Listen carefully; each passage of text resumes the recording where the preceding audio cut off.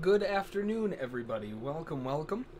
Hopefully everyone had a great trading morning. Markets were finally awake today, so that's definitely a good thing. Nice to see the markets moving around a little bit. Of course, before we jump on in, make sure to swing it over to slingshotfutures.com, scroll down, and click on the Join the Daily Outlook newsletter. From there, you're going to be able to register for our email newsletter list to be notified every time one of these videos comes out. Along with that, in the email itself, we talk about a bunch of stuff that we don't have time to talk about during the live stream. And that's everything from stocks, options, crypto, you name it. If it's moving, it'll be in that newsletter at some point. So make sure to sign up for that so you don't miss anything important. Of course, along with that, click on the live trade room subscription and trial info. From there, you can register for a free 3-day trial in the room with us. You can hang out with us for a couple days, see how we approach the markets, see how we trade, and just generally kind of get your feet a little bit wet, have some fun, ask some questions, and everything in between. So make sure to sign up for that if you haven't done so already. Now, looking at the news for today, the news has plenty of stuff going on or tomorrow rather, has plenty of stuff going on. Tomorrow, the first thing, of course, out of Canada, the employment change for April forecasted at 17.4K, previous was 32.3K. At 9:15 out of the Eurozone, we have President Draghi on the microphone from the ECB, and that's going to be it. There's not much else. No U.S. news announcements, well, no big U.S. news announcements tomorrow, which... I mean, this whole week has been kind of sparse in terms of news, so honestly probably won't make much of a difference like it normally would. But that said, we do have news out of Canada at 8:30 and the Eurozone at 9:15. So a couple things we need to pay attention to if you're trading something like the Canadian dollar or the euro or anything like that. Aside from that, though, nothing else to really worry about in that side of things. Now, looking on the euro, speaking of the devil, right, we've got a down move overall, but we have finally gotten that correction back. And that correction back is what we've been talking about for a very long time. We had the initial bounce off of this area here, and then a secondary bounce off of the major level of resistance above that. Still inside a range, not really doing a whole lot, but we can see the market did break up, had very nice resistance there, rotated all the way back down, couldn't get back inside the range, and now bounced back up again. So we're showing a situation where the sellers are obviously interested on the highs, but they're not even holding on to a new low. As soon as it comes back to the range, they bounce out of it, and it causes the market to kind of bounce around a little bit and get a little gross around some of these areas. Now, we can get an even better picture if we look at something like a 5-minute chart, just to get an idea as to how the market responded to these areas. We can see the original response at 19300 really wasn't that great. It just kind of shattered through it, really didn't pay any attention to it. Luckily enough, came back and gave everyone an opportunity to bounce it back and go the other direction. But when we started rallying into the next level up here, that's where things started to get interesting. We saw selling pressure coming in on the test. They tried to break out and immediately failed. Some pretty big clues here that the sellers were going to accomplish what they were looking to do at that area, and it pushed all the way back down, test the inside of the range, and bounce back. So this is a good example of, you know, one level completely failing and the other one working absolutely beautifully. And I guess technically, if you held on long enough, it would have worked, but not generally my what I like doing. I would prefer to have it go in my favor a little bit sooner than later. Oh well. You know, the bigger picture is still the sellers are in control. They're dominant in the market and they're pushing lower. And this is the situation where the euro, the best the buyers can hope for is that the market goes into a range, and then from there, you know, maybe a week from now or maybe even tomorrow, they can try to look for a reversal. But this is kind of where we want to look to sell as high as possible. Obviously, this level didn't do a whole lot, but the next one above that held beautifully. We have not created any new levels of support or resistance. The euro is not really consistent enough to get anything like that, so everything is the way it stands. Just kind of waiting for the market to show us what it wants to do. Let's drop that down on the euro. Take a look at gold. Gold, for the most part, tried to get a break out of the highs of the range. It failed. I know that may come as a big surprise, but that did work out pretty nicely on that high side failure. A couple things to mention, though. The level of resistance here at 18.7 is gone. Resistance at 18.1 is gone. Of course, the big level at 19 is still going to stay there. But we really haven't gotten a whole lot working in our favor. In terms of the support resistance, they couldn't quite make it down to the next big level of support underneath that at 13.013. I still want that test at 1300, but they're just not letting it fall. And now we're seeing an attempt at the upside. So not only do we have a low, an attempted low breakout that failed, now we're cycling higher. This has some of the a little bit of a clue that we might have some more bullishness behind the scenes on gold that could cause a slightly larger lift up. So I'm looking for 27.3. You could get a little bit more aggressive around 25.6 as an area of opportunity, but for me, generally when I'm looking at these types of things, I want to get in at as good of a price as I can try to get, and sometimes that just means that you missed the trade because it didn't go to where you wanted it to. Doesn't matter one way or another. I'm looking for 27.3 as an area of interest going into tomorrow's trading if this rallying continues. Now, if the rallying does not continue and we start seeing the market coil back over again, then that creates a large level of support on the lows, and that would give us an area of interest down at the bottom, just below 1305, to see if we can get a bounce off of that area of interest. But I mean, aside from that, not much going on. Just kind of waiting. So we will see. Platinum projection, please, and Bitcoin. Platinum long-term in 5 years. Okay, yeah, we'll take a look at a big chart for you. Look at a daily and probably a monthly. Over on crude oil went just crapping back to the downside again, having a really hard time getting anything going so far. And the big thing that stands out here, it wasn't so much on the radar yesterday as it is today. We had some questions coming in the room earlier today on, you know, what's the best way to predict something like this happening? How do you anticipate a 100+ tick drop to the downside? Well, you know, yesterday we were talking about wanting to buy into a dip to continue this rally to the upside, and now all of a sudden this thing goes flying lower. What would have been some clues? Now, I didn't have this marked up yesterday, but one thing that does stand out is a 3-push wedge top. I still do have a slight edge on the buy side, but both edges, sell side and buy side, are beginning to navigate more towards neutral. And that creates a situation where we are looking more on 50-50. You can buy, you can sell, it doesn't really matter. Both sides are applicable. As long as you use correct trade management and risk reward, it should be fine either way. That's kind of the situation that crude's in right now. It tried getting a rally to the upside and it missed that secondary range deviation higher. We got the first one, that worked out beautifully. But when it came time to really show up to the party and hammer the market higher, nobody's there to follow through. And we start pushing back down. Now this could be a really big clue. Sometimes when you have these ranges, right, we have the initial range here, we have SD1 here, standard deviation 1, and SD2, standard deviation 2 here.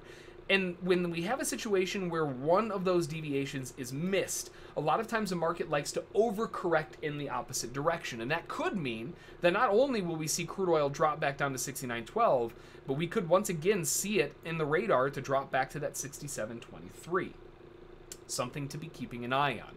Obviously, this is a very strong rally to the upside. I'm not going to be the one that's trying to juggle the throwing stars up here hoping that one sticks. But what I do want to see is an attempted break down through support at 71.03, back up and use it as resistance to try to drive the market lower. That's more along the lines of what I'm looking for. Now, you know, the one big thing that kind of stands out here again is the bigger picture, in that this could lead into a large collapse down, and well, from there it's just a matter of you know, seeing how far they want to go. You know, do they want to collapse lower? Do they want to you know, that's the problem when you're in a 50-50 scenario. So really what I'm looking for is more information. I want to see them break down through support, come back, retest it as resistance, give us that extra confirmation, and then shove the market down from there. I think it would be a little bit of an easier way to approach things as it stands right now. No new levels of support or resistance. In fact, the new level of support at 70.90 is already broken, so we can get rid of that. Nothing else to really add. So we're just kind of keeping an eye on crude, waiting for a breakdown potentially so we can use it as resistance on the retest of the bottom edge. And then the S&P. The S&P went flying higher. Beautiful hold off of that 97.25 for a very long time. And even when it popped back up, it gave you a shot, potential opportunity to be a buyer and rocket the market up. Either way, just a beautiful play off of that 97.25 area, and now it is flying higher. This is some really good confirmation to the upside.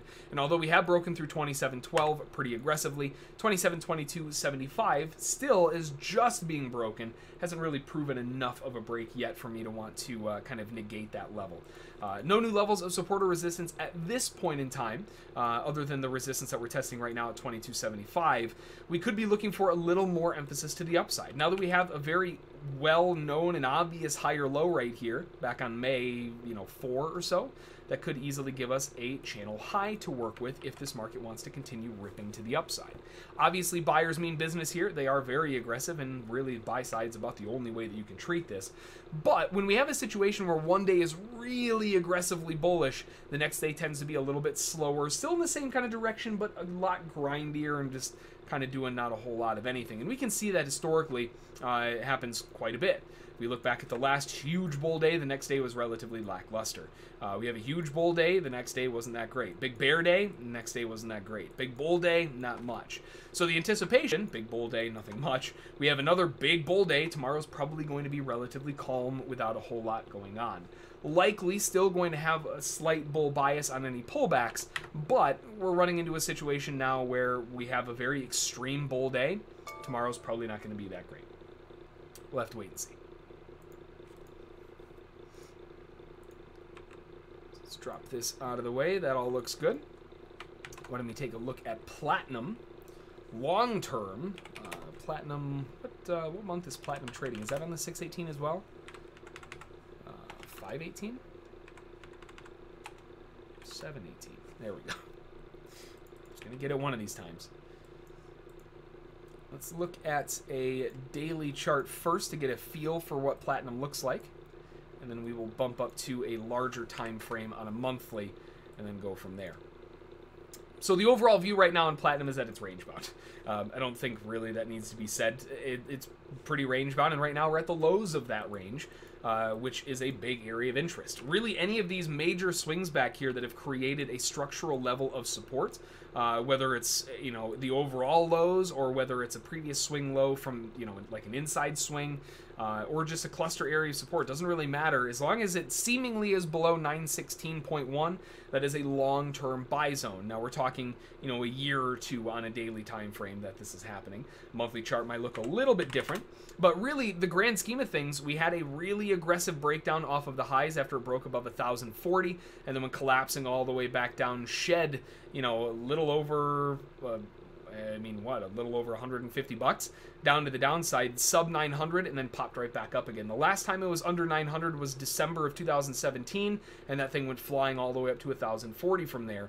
Now we dip back below 900, and we are potentially off to the races again. So, you know, this is one of those things where I look at it and think, okay, well, if I wasn't around, or maybe I didn't see it, or maybe I just don't trade platinum that much, and it dipped below 900 and it's already ripping to the upside, that becomes any pullback situation is a potential small size entry, right? I'm not looking to go full boat as soon as it pulls back. That's not what we're looking for. What we're looking for is a small correction phase back, and then on that small corrective phase, looking to potentially buy back in for a move back up. Caveat, looking at the monthly chart, not so bullish. Got a couple problems with the bull case here on the monthly chart. Really the big thing that stands out here, I'm ignoring this humongous, ridiculous wick on the highs. It's been a downtrend ever since it came into inception.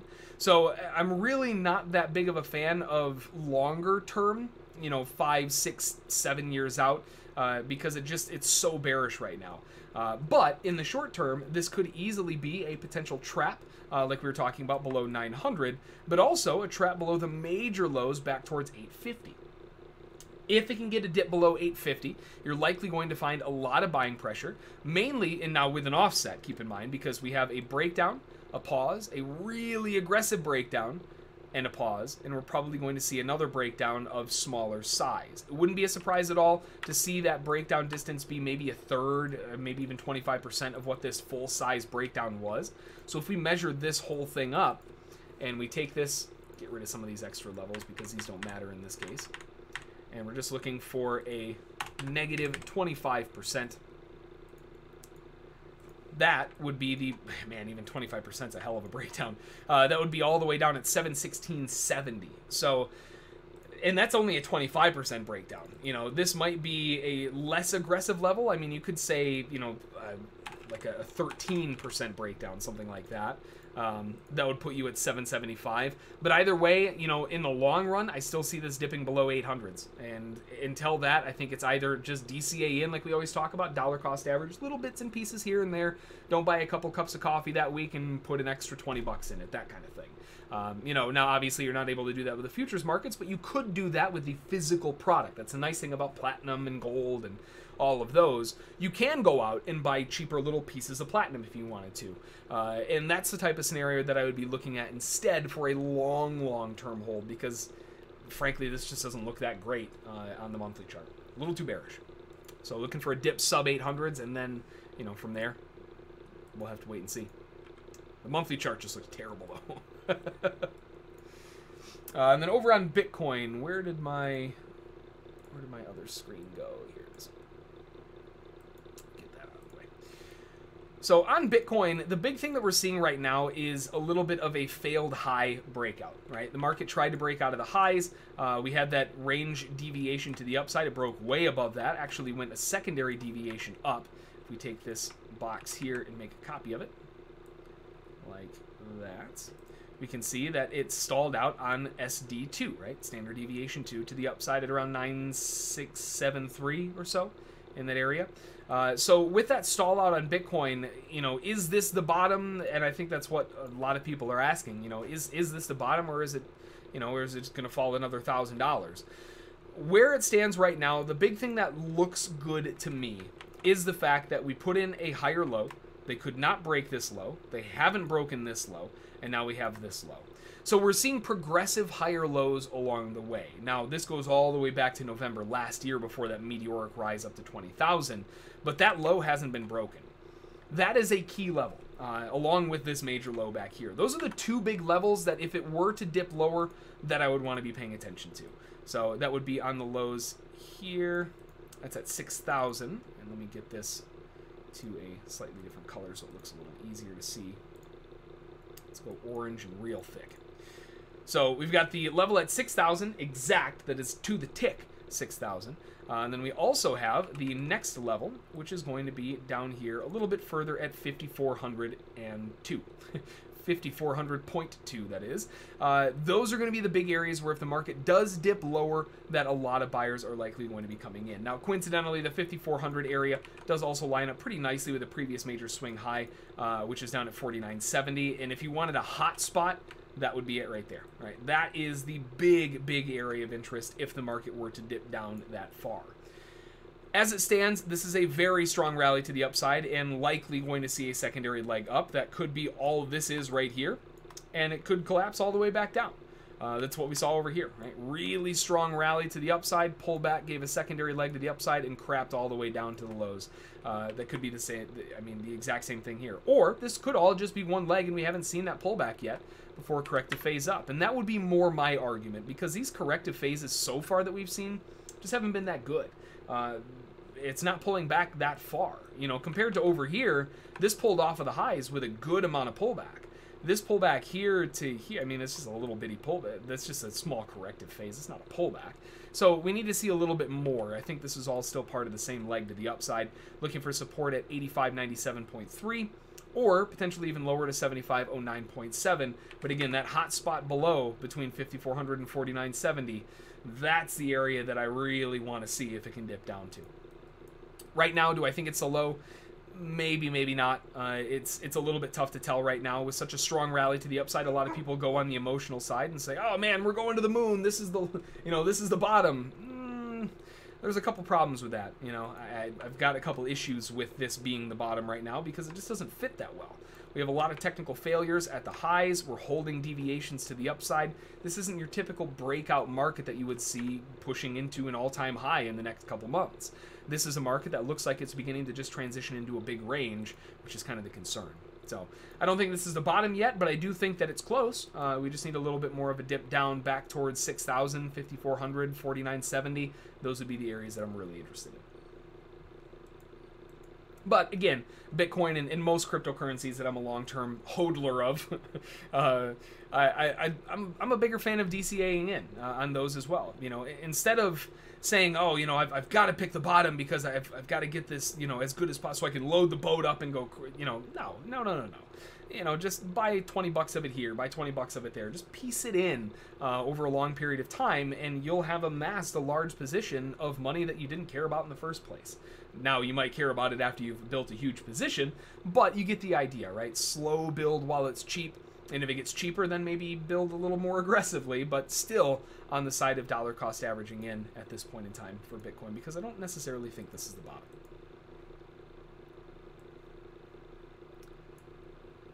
Get that out of the way. Pop that up. Get this out of the way. There we go. Let's take a look at a couple of our common culprits here. Ironically, here is the thing that I've been watching today for obvious reasons. I mean, look at this thing. But one of the big ones, Twitter. We talk about Twitter a lot, and Twitter, once again, is getting some follow-through and, once again, kind of crapping out at the highs. But this is the push that we wanted to see, right? We're breaking back up. We're running into previous swing high areas of resistance, breaking through them a little bit. This is the profit-taking area that we've been looking for since back here. This entire dip lower. Since this gap fill back here. I mean, all of this. This is the profit target area that we've been looking for. We were talking about this around $27. We're now sitting at $33.19. I would say that's a pretty good move towards the upside. It took a long time to get there, but, hey, it's, better than nothing, right? Final objective is back towards the highs up here at around 35. If it can break above that, then we're gunning for 37. But it would not hurt my feelings at all to hear people saying that they took partial profit on this at the very least, just because of this beautiful rally to the upside, and knowing that Twitter does have some trouble on the highs when it does start breaking out of the top. Overall, looking really good over on Twitter. Boeing is another one, kind of falling apart a little bit on the highs, still not able to break through that 350 area, and that's going to be the big zone. Until that happens, we're just kind of hanging on and watching, seeing what happens. Nothing much going on there. A big one from the newsletter last night, if you were able to sign up for that and see that, we were talking about ELF, ELF Beauty, that's makeup company. I don't know, I don't really use a whole lot of makeup myself, but you know, this meteoric rise to the upside. We had 1, 2, 3, 4, 5, 6, 7, 8, 9, 10 straight bullish days. And we were talking about how the first time you get a correction against this, it's likely going to get bought up pretty aggressively, and that is exactly what happens. Ended up talking around 1996 was the area of interest. It put in a high today of 2075. So a beautiful rip to the upside, almost $1 higher, about 80 cents or so. And with a sub $20 stock, that is not bad at all. So a beautiful bounce there on ELF, which is that's more than we can really ask for, I think, in that kind of move. Of course, here, which is Turtle Beach, is on the radar, definitely on the radar. After they had the reverse split, a 1-to-4 reverse split that causes prices to spike higher here, and now we have broken aggressively above that 550 mark, and man, it's just off to the races. This thing is non-stop higher. Buyers are obviously very interested, and now with a humongous gap on really good earnings, broke all the way up to a high today of 1388 and a low of 1080. That is a range, right? That's got some movement for that kind of a price on a stock. You've got my attention when I start seeing that sort of thing. So overall, you know, it's a beautiful mover today. Probably a lot of scalping opportunities. I don't really see any long-term holds today, but definitely something that's on my radar over the next couple days because it will probably maintain this aggression. Either up or down, I really don't care. I'm just looking at the volatility aspect that it will probably keep going. Not much else going on, though. I mean, it's pretty slow across the board. There wasn't much that was jumping up on the table. Apple is breaking out pretty nicely to the highs. Not that big of a deal, really, but it is moving pretty nicely. Of course, on that list, Amazon also nearing highs. Doesn't have much to go until we start pushing into those all-time highs. $1 trillion company, here we come, right? Not much going on outside of that, though. So feel free to type in any markets you want me to take a look at. We'll cover those for you, and then after that, we'll wrap it up.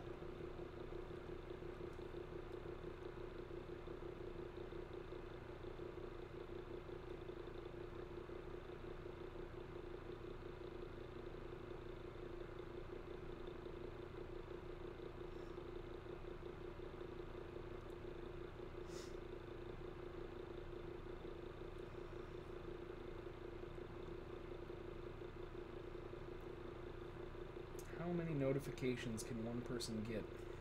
Jeez.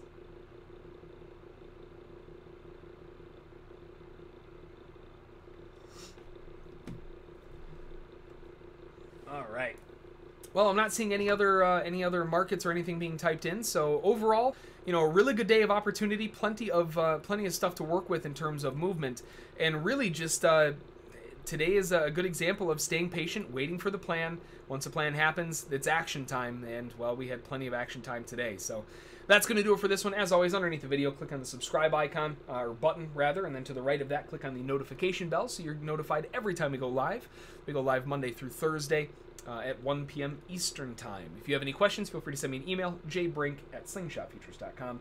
Otherwise, though, enjoy the rest of your day. Hopefully you have had a good trading morning and have a good trading afternoon if you're going to keep trading. And we're going into the weekend, so the next time I'll see you all is on Monday. So have a great weekend. Hopefully you have a great trading day tomorrow as well. And aside from that, enjoy, rest up, have some time with the family, spend some time away from the markets, rest, relax, enjoy, come back refreshed on Monday, and we will see you all then. All right? Have a good one. We'll talk to you all later.